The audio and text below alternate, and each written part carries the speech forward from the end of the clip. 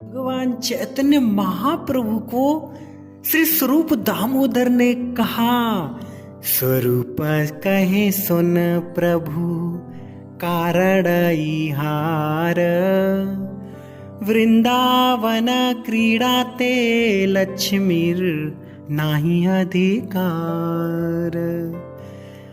चैतन्य महाप्रभु को श्री स्वरूप दामोदर कहते हैं, प्रभु सौभाग्य की देवी जो लक्ष्मी है, लक्ष्मी को भी वृंदावन की लीलाओं में प्रवेश करने का अधिकार नहीं है, खासकर रासलीला में तो बिल्कुल भी नहीं है।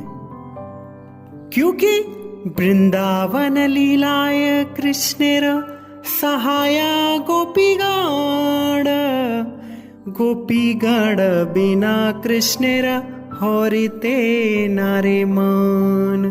क्योंकि जो वृंदावन की जो मधुर लीलाओं में गोपियां ही श्री कृष्ण की एक सहायक हैं, क्योंकि गोपियों के बिना जो है अन्य कोई भी कृष्ण के मन का हरण नहीं कर सकता।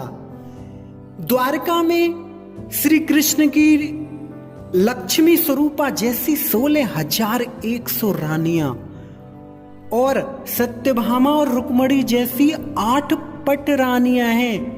इन 8 पट रानियों में ही जब किसी एक की भी वृंदावन में श्री कृष्ण की लीलाओं में प्रवेश करने की योग्यता नहीं है, तो फिर 16,108 रानियों का तो कहना ही क्या। वृंदावन में गोपियों के द्वारा परकीय भाव से श्री कृष्ण की सेवा की जाती है, और द्वारका की जो महिषियां हैं उनका श्री कृष्ण के प्रति जो प्रेम है वो है स्वकीय भाव का। प्रेम के 2 पक्ष होते हैं, मिलन और विरह। विरह ही मिलन की उत्कंठा को बहुत ज्यादा बढ़ाता है। जब बढ़ता है तो फिर क्या होता है, तब मिलन की पुष्टि होती है।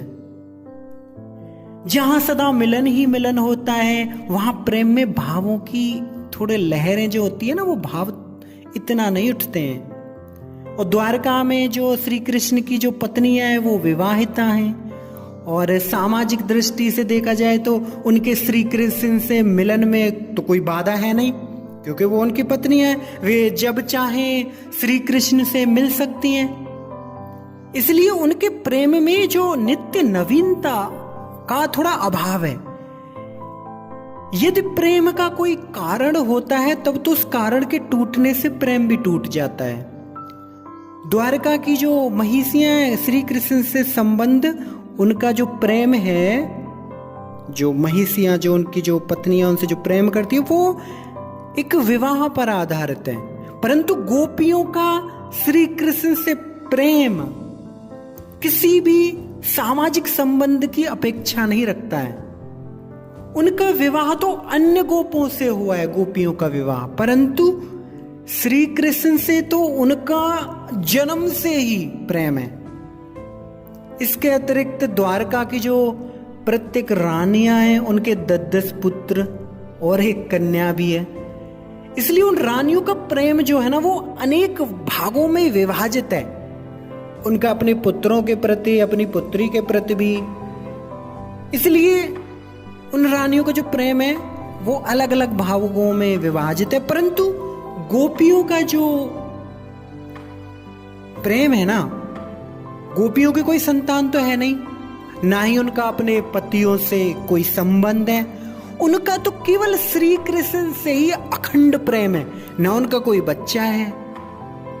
तो जब से गोपियों का विवाह हुआ तब से वे परवधुएं हो गईं और श्री कृष्ण पर पुरुष हो गए। इसलिए वे स्वतंत्र रूप से श्री कृष्ण से मिल नहीं पाती हैं, मिल नहीं सकती हैं, क्योंकि उनके मिलन में फिर पति, सास, ससुर और परिवार के लोक मर्यादा आदि अनेक बाधाएं भी हैं। वे किसी छल से या किसी बहाने से, कोई ना कोई बहाना ढूंढ के वो भगवान श्री कृष्ण से मिलने के अवसर ढूंढा करती हैं। और भगवान कृष्ण भी अपने माता पिता नंद बाबा, यशोदा मैया अपने सखाओं से छिपकर गोपियों से मिलने के अवसर ढूंढते रहते हैं। ये सब बाधाएं मिलन की जो है ना, वो तीव्र उत्कंठा को हमेशा निरंतर बढ़ाती रहती हैं। और जो मिलन का जो आनंद है ना, मिलन के आनंद को कम से कोटि कोटि गुना बढ़ा देती हैं।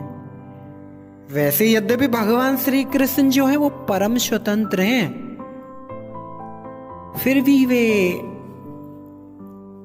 ये सब लीलाएं अपनी जो है वो योग माया द्वारा ऐसी लीलाओं को संपादित करते हैं। तो ब्रज की लीलाओं में प्रवेश के लिए केवल गोपी भाव ही जो है वो एकमात्र योग्यता है, और कोई योग्यता नहीं है रासलीला में प्रवेश करने के लिए। एक बार रासलीला की महिमा सुनकर लक्ष्मी जी के हृदय में भी उसमें प्रवेश करने की लालसा जाग उठी। लक्ष्मी भी सोचने लगी मैंने भी रासलीला में जाना है, परंतु लक्ष्मी जी की तो वृंदावन में ही प्रवेश की योग्यता नहीं है। इसलिए उन्होंने यमुना के उस पार जो बेलवन है, बेलवन में हजारों वर्ष तक तपस्या की। तब श्री कृष्ण ने आकर उनसे पूछा, तुम यह कठोर तपस्या किस लिए कर रही हो? लक्ष्मी जी ने कहा, मैं आपसे वर प्राप्त करके मैं रासलीला में प्रवेश करना चाहती हूँ प्रभु। श्री कृष्ण ने कहा, अभी तुम्हारे लिए यह संभव नहीं है। लक्ष्मी जी ने पूछा, क्यों संभव नहीं है प्रभु? श्री कृष्ण ने कहा, रास में प्रवेश करने के लिए गोपी देह और गोपी अभिमान होना आवश्यक है। इस जन्म के पश्चात तुम ऐसा करो, तुम्हें वृंदावन में किसी गोपी के गर्भ से जन्म लेकर फिर किसी गोप से विवाह करना होगा। फिर जब तुम नित्य सिद्ध जो गोपियां हैं उन गोपियों का आनुगत्य करके शुद्ध गोपी अभिमान में स्थित होंगी, तो ही तुम रासलीला में प्रवेश कर पाओगी। तो जिन ब्रज गोपियों की संतानें हैं वे भी उस रास में प्रवेश नहीं पा सकती। तो रासलीला में वही गोपियां प्रवेश कर सकती हैं जिनका अपने पतियों से कोई संबंध नहीं है।